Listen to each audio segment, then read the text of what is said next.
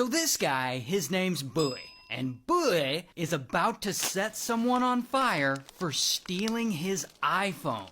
So Bowie's 16, and he's not a very good kid. In fact, he's what you would call an unlicensed pharmacist. But one day, he's out selling unlicensed pharmaceuticals, and suddenly, bam! The deal goes bad, and somebody robs him, and the thief takes all his stuff, but most importantly, he takes his iPhone. And ultimately, Bowie is pissed off by this, and his ego is hurt. I mean, how could someone do this to him? Well, Bowie, he isn't gonna let this slide. He's determined to get revenge. But first, he needs to find the thief who did this. So, he logs on to the Find My Phone app to see if he can trace the location of his iPhone that was taken. And instantly, kaboom! He traces his phone, and he sees that it's in a neighborhood nearby. And he feels like he's located the house that it's in. Must be where the thief lives. Cool. Now he needs a crew. So he hits up two of his shadiest friends. This friend, Gavin, who's 16, and this other friend, Dylan, who's 14. And he tells them all about his revenge plot, and he asks them for their help in pulling it off. And so they agree.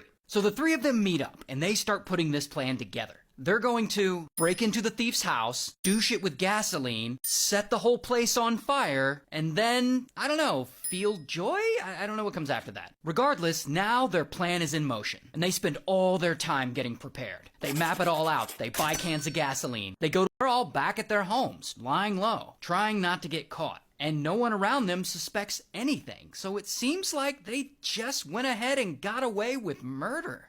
Until months go by, and police, they have no leads on this. But then, during their investigation, they get an idea. They start thinking, maybe this fire wasn't so random. Like maybe it was planned out. And they're thinking the arsonist probably had to use Google to Google the home address and get directions to the place or to get the layout of the inside of the house. So then police go and they get a search warrant. That warrant requires Google to turn over any account information of anyone who Googled that home address in the days leading up to the fire. And that ultimately leads police to a couple of IP addresses based in the area. Those IP addresses lead them to Bowie, Dylan, and Gavin. And so police have their suspects, and boom, all three boys are arrested. So here's Bowie's mugshot, here's Gavin's mugshot, and I guess Dylan doesn't have a mugshot, because he's only 14. But Dylan ultimately gets 3 years in juvenile detention and 7 years in a young inmates program, and Gavin gets 40 years in prison, and Bowie, the ringleader of the whole thing, he gets 60 years in prison. And as far as I know, they never figured out who actually stole his iPhone. Jesus, that's sad.